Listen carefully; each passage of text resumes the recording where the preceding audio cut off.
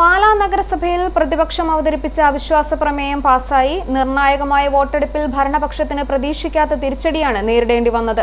കോൺഗ്രസിലെ 4 കൗൺസിലർമാർ അവിശ്വാസ പ്രമേയത്തെ അനുകൂലിച്ച് വോട്ട് ചെയ്തതോടെ ഭരണസമിതിയുടെ ഭൂരിപക്ഷം നഷ്ടമായി.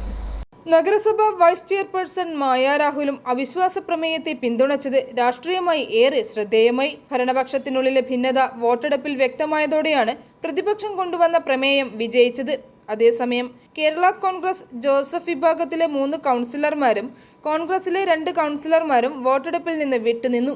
കൂടാതെ പുളിക്കക്കണ്ടം വാർഡിലെ കൗൺസിലർമാരും യോഗത്തിൽ പങ്കെടുക്കാതിരുന്നത് ഭരണപക്ഷത്തിന്റെ നിലപാടിനെ കൂടുതൽ ദുർബലമാക്കി.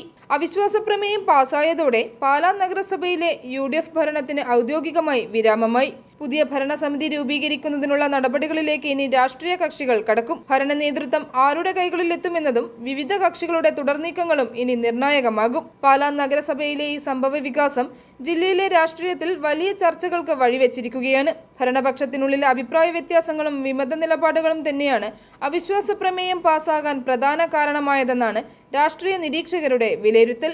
i4e news, Pala.